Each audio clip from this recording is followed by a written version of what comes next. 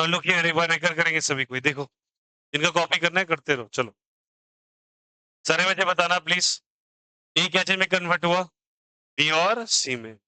ए का initial concentration कितना था, ए। इन लोगों का तो प्रोडक्ट तो बना नहीं होगा शुरू में। ए में से कुछ हिस्सा कितना चला गया, एक्स। तो इसका एक मोल ही बनाएगा, तो ये भी बना एक्स और ये भी क्या बना, एक्स।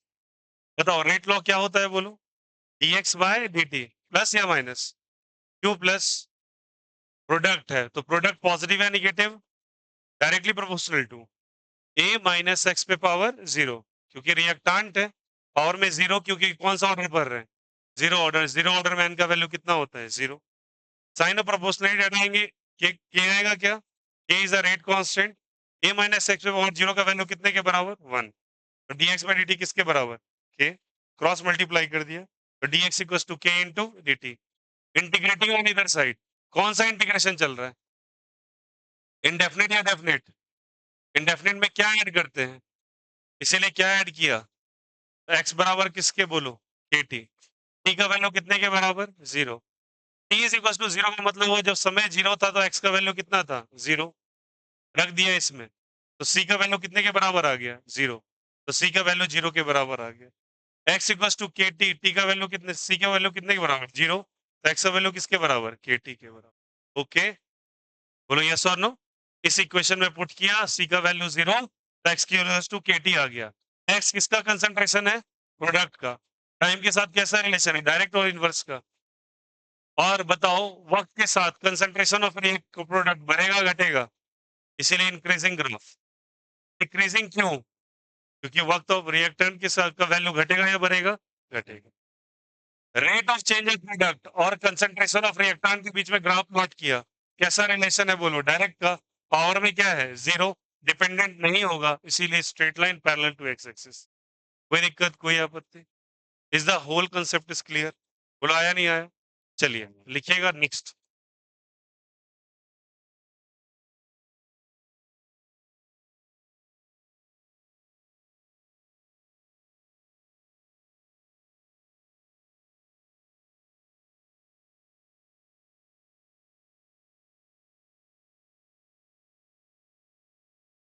लिखिएगा सारे बच्चे, इधर देखो।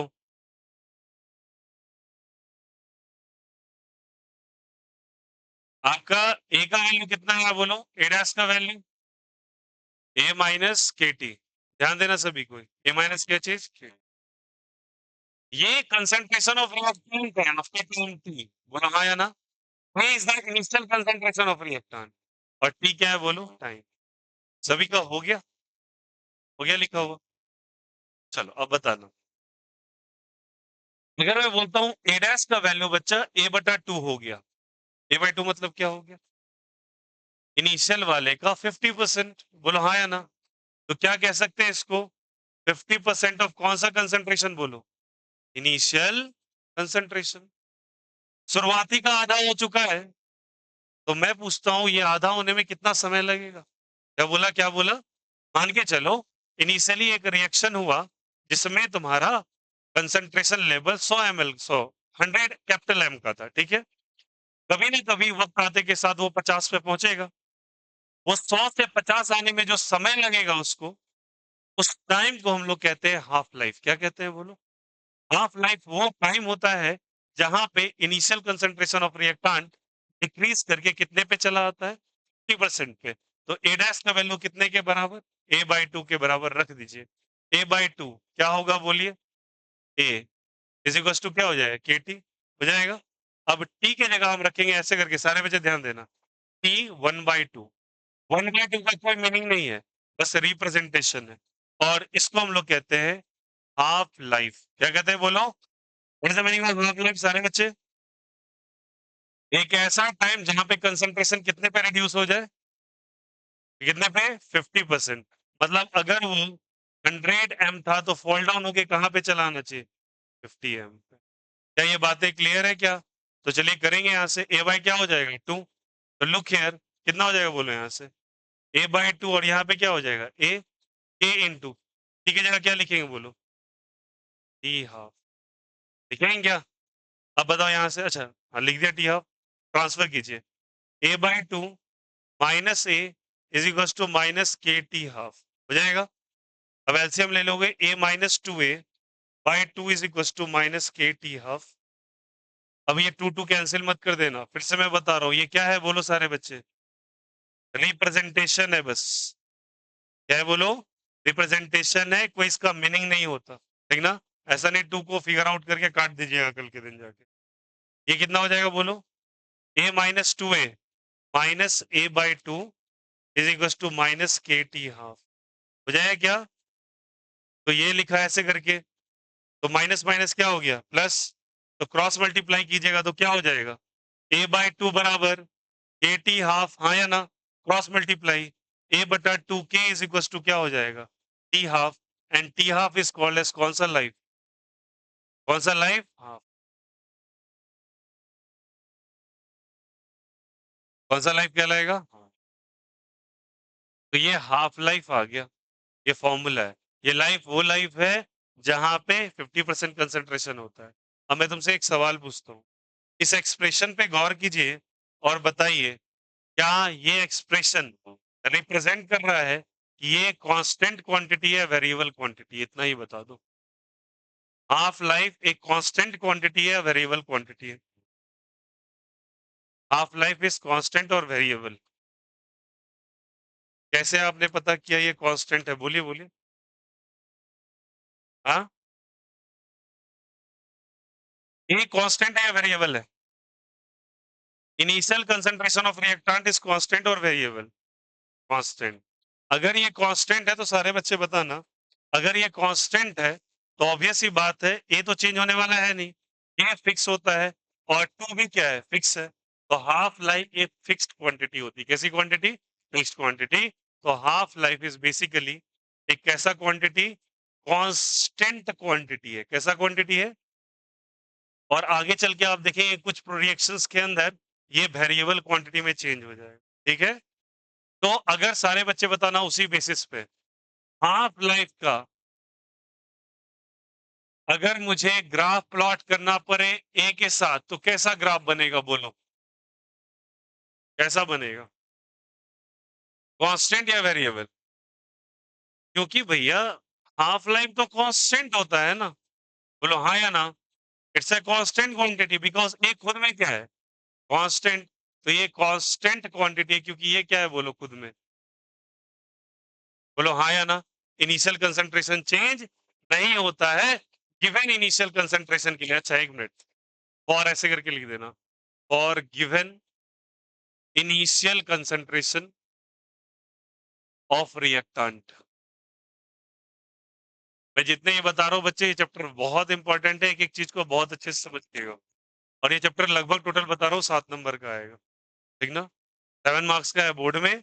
और अगर आप बात करोगे उधर क्या नाम है एग्जामिनेशन पॉइंट, वहां पे कोई लिमिट्स नहीं, 2-3 सवाल रख देते हैं कभी कभी उठा के इससे। तो क्लियर है यहाँ से। अब चलिए एक बात बताओ, ऐसा सोचना, सारे बच्चे बताएंगे please, help me out from this. फिर से मैं लिख रहा हूँ, ए किस में कन्वर्ट हुआ था बोलो, बी और सी में, किसमें, बी और सी में। अब बताइएगा मुझे, ये ए था कंसंट्रेशन, ये कितना था, 0 और 0, वक्त के साथ ए माइनस एक्स, इसका क्या हो गया बोलो, एक्स, और ये क्या हो गया एक्स। अग्री कर रहे हो क्या। अब मुझे बताओ एक बात, अगर मुझे रेट लॉ रिएक्टेंट के टर्म में लिखना पड़े, किसके टर्म में, रिएक्टेंट, इससे पहले किसके टर्म में लिखा था, एक्स बाई डी किया था ना, तो एक्स किसका था बोलो, प्रोडक्ट का। तो अभी तो रिएक्टेंट के टर्म में कर रहे हैं, तो अगर इन टर्म्स ऑफ रिएक्टेंट लिखना पड़े तो क्या हम लिख सकते हैं, सारे बच्चे बताना प्लीज। अगर मुझे लिखना पड़े तो क्या लिखेंगे, T minus sorry A minus X by D T, बोलो हाँ या ना, माइनस और प्लस, क्यों माइनस, रिएक्टेंट है, directly proportional to A minus X पे पावर क्या चीज, नहीं होगा क्या, बोलो हाँ या ना। ए माइनस एक्स पे पावर क्या हो जाएगा, 0।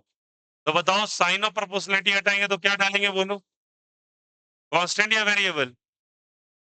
तो ए माइनस एक्स पे पावर 0 और 0 पावर कितना हो जाएगा, वैल्यू 1। तो ये वैल्यू आ जाएगा कितना बोलो सभी कोई,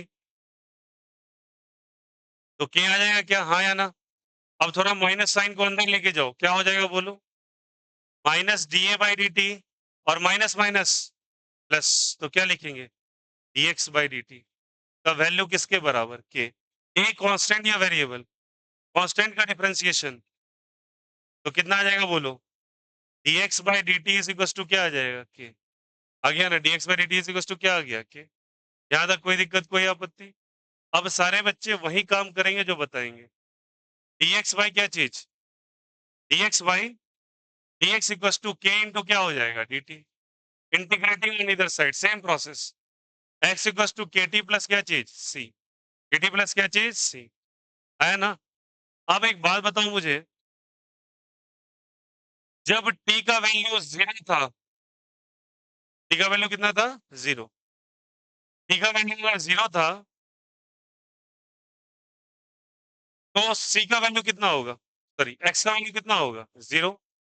टी का वैल्यू जीरो तो एक्स का वैल्यू भी, तो सी का वैल्यू भी कितना आया था? आया था ना? माइनस टी है। नहीं, एक मिनट रुक जाओ, पूरा चेंज करो, ऐसा मत करो, सॉरी। इसमें एक काम करते हैं, सुनो ऐसे करके, इसमें इन टर्म्स ऑफ रिएक्टेंट लिखना है, तो क्या लिख सकते हैं? Minus D A by D T. हाँ या ना? माइनस डी ए बाई क्या लिख सकते हैं? D T. ये किसका कंसंट्रेशन है? रिएक्टेंट का। डिक्रीजिंग और increasing? Decreasing. Directly proportional to, directly proportional to बोलो क्या होगा? A raise to the power of क्या हो जाएगा? जीरो। होगा नहीं होगा? साइन ऑफ प्रोपोर्शनलिटी हटाया, क्या होगा बोलो? के इंटू ए पे पावर क्या चीज? जीरो। ए पे पावर जीरो कितना हो जाएगा बोलो?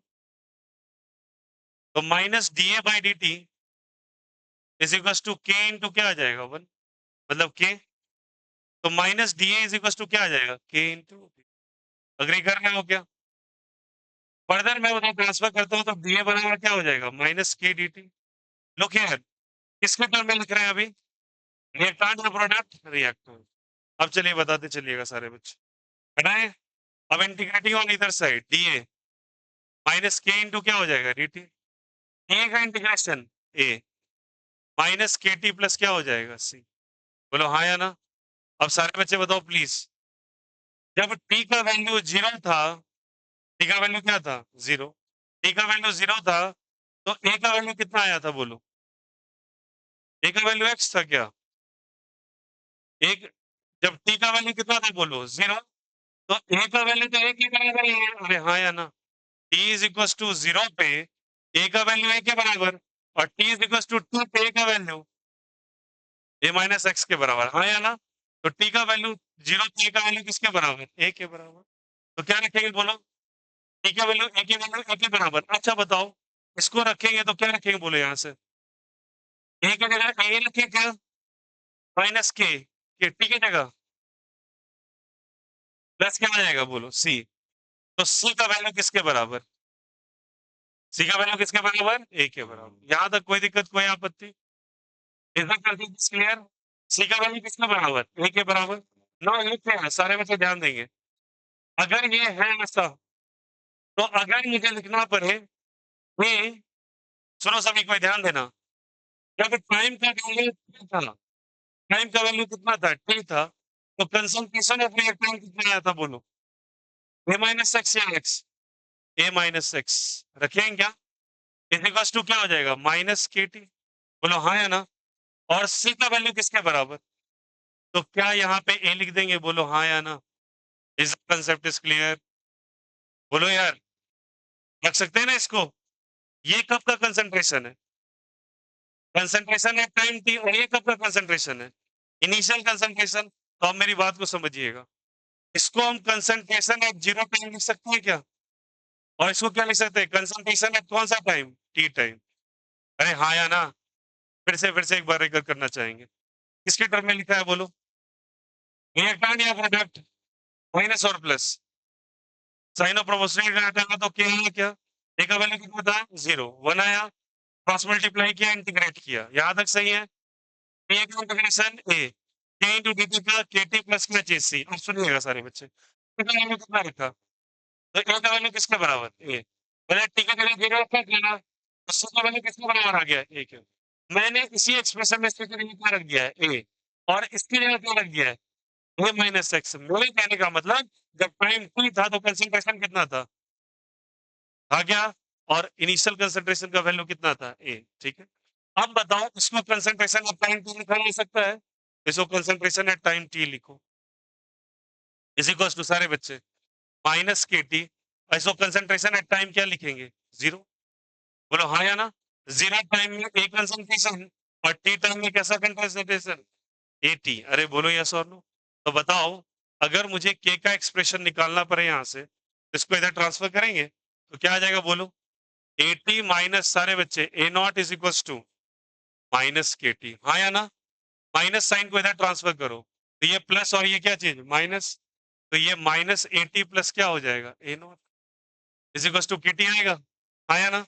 अब इसको उल्टा करके लिखो, A naught minus A T is equal to K T हो जाएगा, तो के का वैल्यू किसके बराबर हो जाएगा, के का वैल्यू किसके बराबर हो जाएगा, टी का वैल्यू किसके बराबर हो जाएगा बोलो सब कोई, A naught minus A T by क्या हो जाएगा के, अरे बोलो आया नहीं आया, कोई दिक्कत यहां से, फिर से सुनना, प्रोडक्ट के टर्म में क्या आंसर आया था बोलो सभी कोई, क्या आया था प्रोडक्ट के टर्म में भी, एक्स इक्वल टू क्या आया था बोलो सब कोई के टी, एक्स इक्वल टू क्या आया था के टी, तो टी का वैल्यू किसके बराबर, क्रॉस मल्टीप्लाई एक्स बाई के, एक्स किसका कंसंट्रेशन था प्रोडक्ट का, और के क्या था रेट कांस्टेंट, टी क्या है टाइम, उसी टाइम में अगर मुझे रिएक्टेंट का कंसंट्रेशन पूछा जाए तो क्या बोलेंगे, A naught minus A T, what is A naught, initial concentration किसका प्रोडक्ट का या रिएक्टेंट का, और ए टी कौन सा है concentration of reactant at time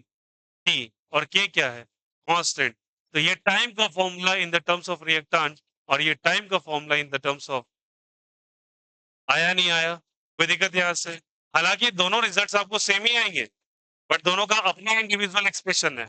अब जब एनसीईआरटी आप पलट के पढ़ोगे सुन लेना मेरी बात को, वह टर्म्स ऑफ रिएक्टेंट का डिस्कशन है, इसका डिस्कशन है रिएक्टेंट का, और आपको प्रोडक्ट के टर्म में भी आप लिख सकते हो, आया समझ में कैसे होगा, दैट्स इट, कर लो कॉपी। तो ये इंटीग्रेटेड लॉ है in the terms of reactant, और ये कॉपी कर लो, पहले टॉपिक डालेंगे हाफ लाइफ, टॉपिक डालेंगे सभी को हाफ लाइफ, फिर लिखेगा integrated law in the terms of reactant,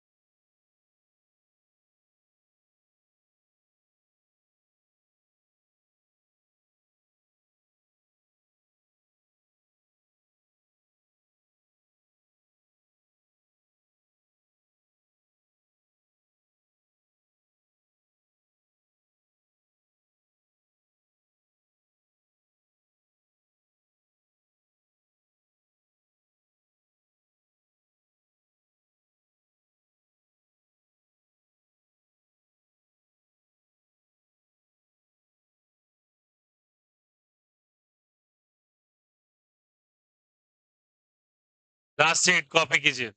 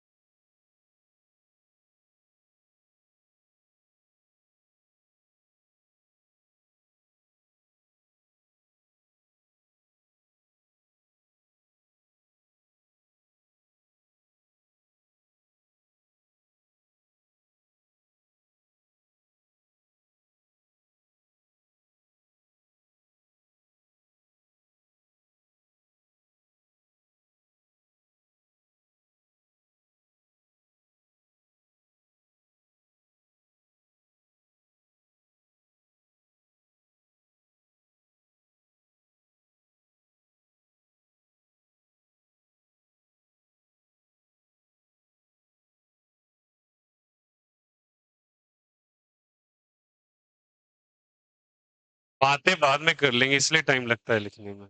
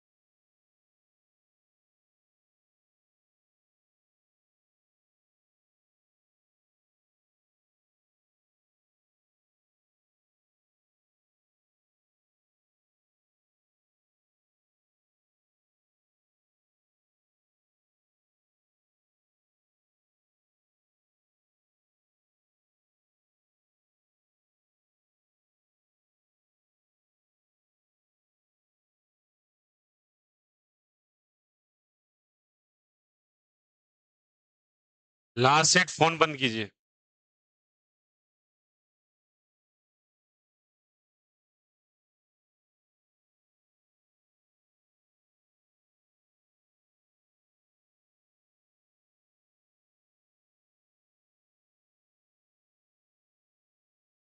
हो गया?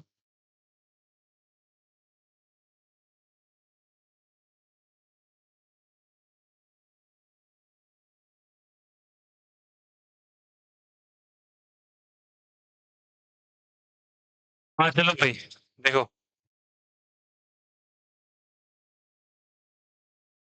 तो ओवरऑल एक्सप्रेशन क्लियर है आप लोगों को? तो फाइनली रिएक्शन क्या निकला? A naught minus A T by K is equal to T. ये रिएक्टांट के टर्म में या प्रोडक्ट के टर्म में? और प्रोडक्ट के टर्म में क्या था? X by K is equal to T. बोलो हाँ या ना, x equal to K T. रिएक्टांट के टर्म में आया ए naught minus A by K is equal to T. बोलो हाँ या ना। और x by K is equal to, ये प्रोडक्ट या रिएक्टांट, और ये वाला, समझ में आ गई बातें हम?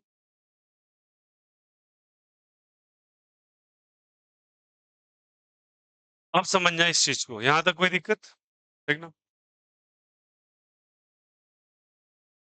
मुझे इसका ग्राफ ड्रॉ करना है। क्या ड्रॉ करना है? ग्राफ। पहले मैं फिर से एक बार y is equal to mx plus c को एक्सप्लेन कर देता हूँ, ठीक है? Look here. उसके बाद बार-बार यूज में आएगा, सुनिएगा।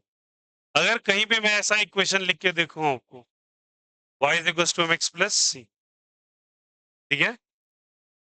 y की जगह y एक्सिस, x की जगह x एक्सिस। पहले दो बातें क्लियर है क्या-क्या? एक कौन सा बोलो? y और दूसरा m stands for slope. m stands for slope. Look here.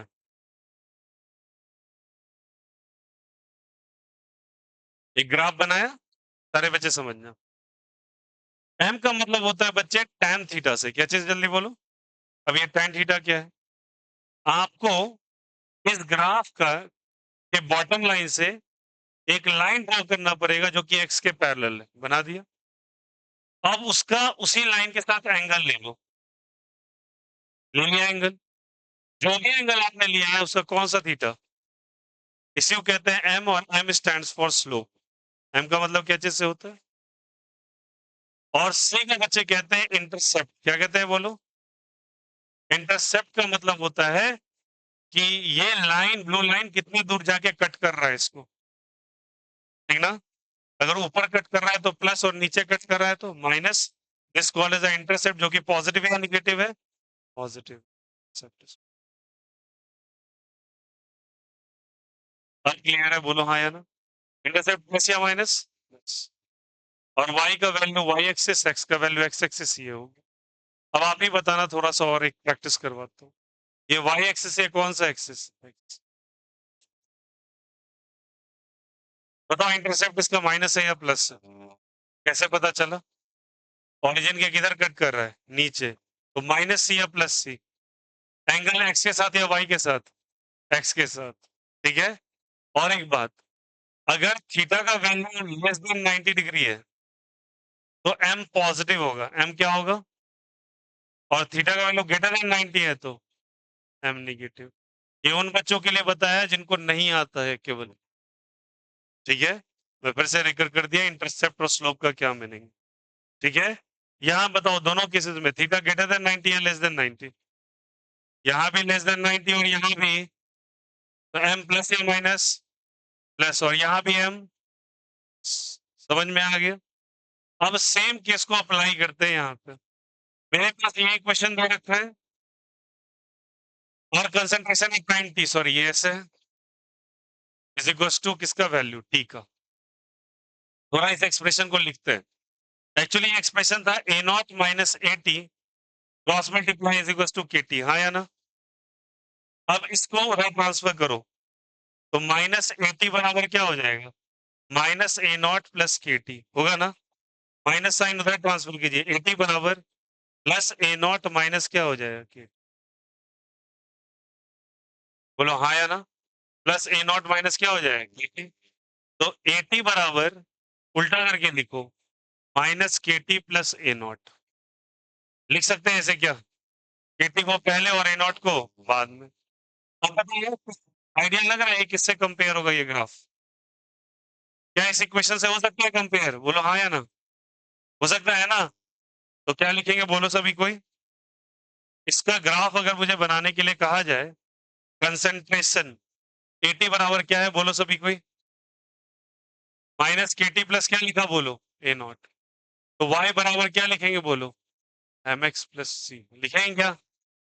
y की जगह क्या है बोलो? 80। तो ये y एक्सिस, ये कौन सा एक्सिस? x। y की जगह क्या रखे बोलो? x की जगह क्या रखे? तो 80 और t के बीच में ग्राफ है क्या? ए नॉट इंटरसेक्ट प्लस या माइनस, ऊपर या नीचे कट करेगा? है माइनस में या प्लस में? स्लोप ग्रेटर देन 90 और लेस देन 90 अभी सिखाया था। बनेगा क्या? और यहां से यहां तक का डिस्टेंस जो होगा वो कहलाएगा ए नॉट। क्या कहलाएगा? और ये जो जो स्लोप है वो थीटा ग्रेटर देन 90 और लेस देन 90। सेट। समझ में आया? तो ये आपका बच्चे रिएक्टेंट के टर्म में था और वो किसके टर्म में था? प्रोडक्ट के टर्म। याद रहेगा?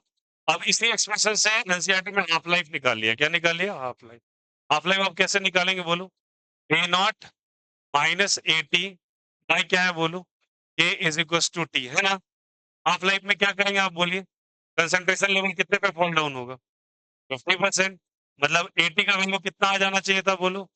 ए naught by two. A naught by क्या चाहिए? टू। तो ए नॉट और ये क्या चाहिए हो जाएगा? A naught by two upon के इज इक्वल टू क्या हो जाएगा बोलो सभी कोई? टी हाफ हो जाएगा। A naught minus A naught by two, A naught by two के नहीं हो जाएगा? इज इक्वल टू क्या हो जाएगा? T half. ये वैसा ही एक्सप्रेशन है जैसे पहले आया था, वहां ए का इस्तेमाल था, यहाँ ए नॉट है। मैं समझाने के लिए बता दिया, ऐसा कि नहीं वहां जाके बोलोगे भैया ऐसे कैसे कर दिया। मैंने प्रोडक्ट के टर्म में करवाया था पहले, फिर रिएक्टांट के टर्म में। एनसीईआरटी केवल रिएक्टांट के टर्म में दिया है, तो कंफ्यूज नहीं कीजिएगा, वही बात। क्लियर है यहाँ से? Is the concept is clear to everyone? ये स्लोप को दिमाग में रखिएगा, और ये थीटा ग्रेटर देन 90 क्योंकि एक्स के साथ एंगल लिया है। एंगल थीटा ग्रेटर देन 90 में स्लोप माइनस में आता है, इसलिए एम का वैल्यू किसके बराबर है बोलो? माइनस के और प्लस के, माइनस के। That is a simple result. आ गया? कोई दिक्कत? अब फ्लो रिएक्शन से जो आपको दिमाग में रखना पड़ेगा, जैसे कि हाइड्रोजन आयोडाइड का रिएक्ट करना,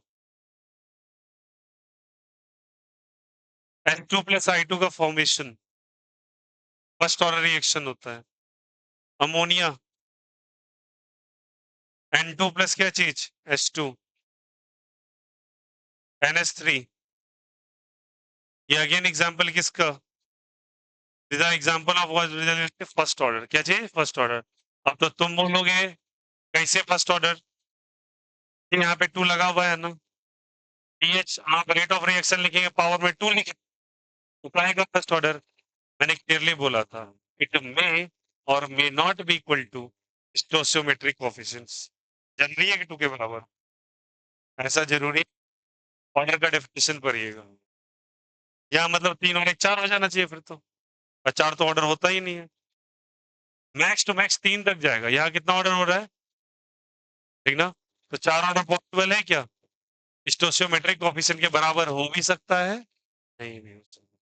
ले रहे हैं? There is the order of reaction.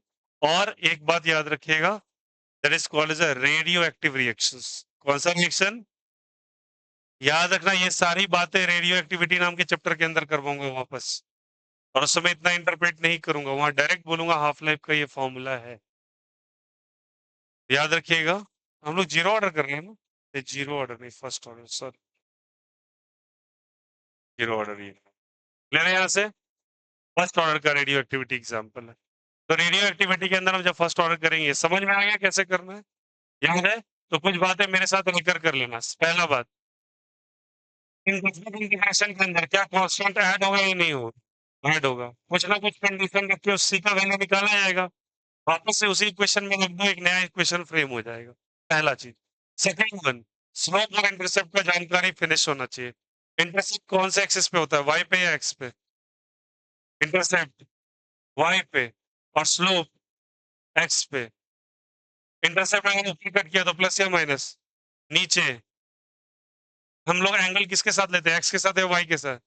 X के साथ। अच्छा, सीक्वेंस क्या एंगल लेने का? क्लॉकवाइज या एंटी क्लॉकवाइज? क्लॉकवाइज है ये कौन सा है? एंटी क्लॉकवाइज है ना? कौन सा सीक्वेंस है? Anti clockwise. स्लोप प्लस में कब आता है? थीटा लेस देन 90 और ग्रेटर देन 90, और ग्रेटर देन 90 में माइनस। यार है सभी को? ओके।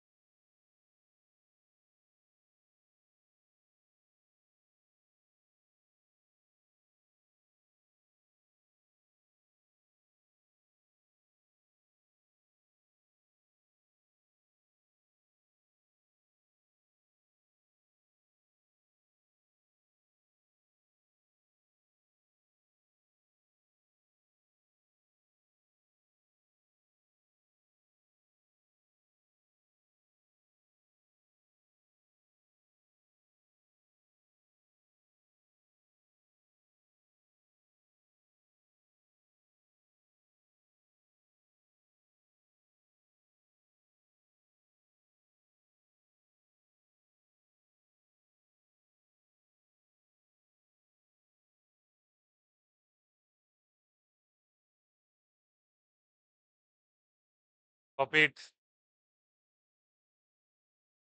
ये अलग से सुनो, बॉक्स बना लेना इसका, इसका ये चैप्टर का हिस्सा नहीं है, ये समझाने के लिए बनाया है। ये बना के बॉक्स बना लीजिएगा, ग्राफ ये है।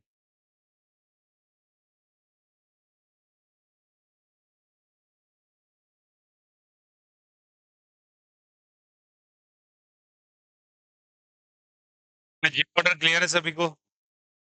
समझ में आ गया अच्छे से?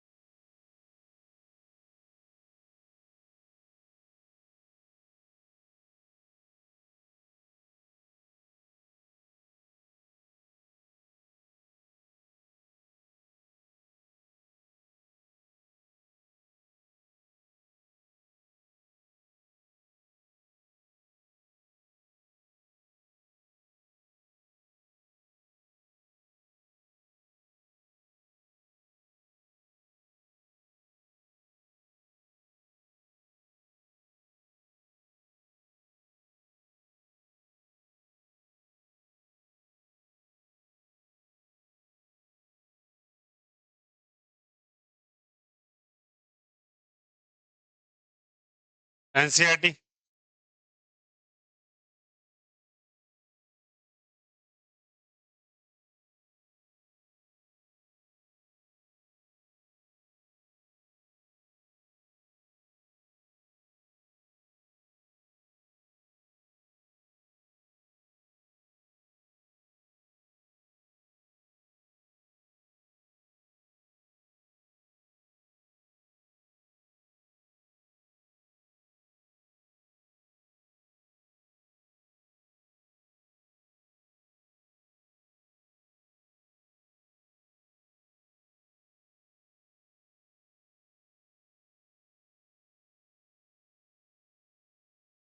From the old book, page number 93, 93 to till zero order 104 तक। 104 ये ओल्ड बुक का है, न्यू बुक लाइए वहां भी मार्क करवा देते हैं। 93 टू 104 ये पूरा इंटेक्स्ट अच्छे से पढ़ लीजिएगा और इंटेक्स्ट कर लीजिएगा ट्राई।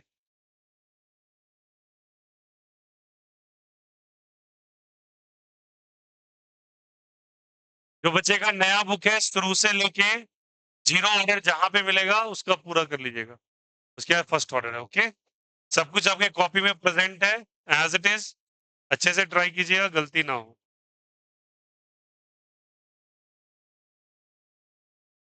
आप कॉपी लो तो।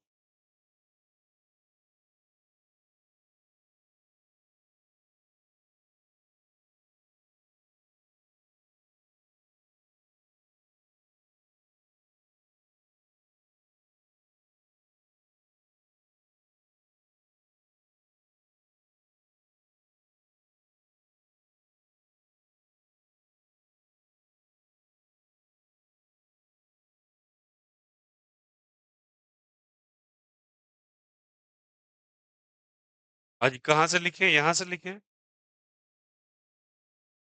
यही से ना, फर्स्ट पेज का ना फोटो क्लिक करके अपलोड कर दिया, ठीक ना, फर्स्ट पेज का बस, रेट कांस्टेंट वाला बस। आज जो फर्स्ट लिखी है ना, हाँ ये पेज का कर दिएगा अपलोड। ओके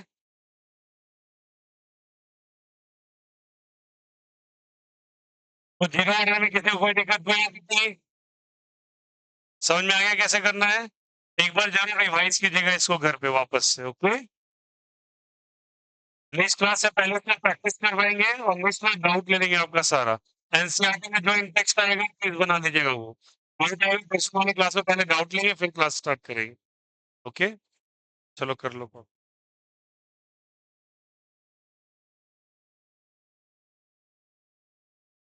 स्टार्ट हो जाएगा ईएमआई इलेक्ट्रोमैग्नेटिक इंडक्शन कल स्टार्ट कर रहे हैं। डोंट मिस योर सेशन अब।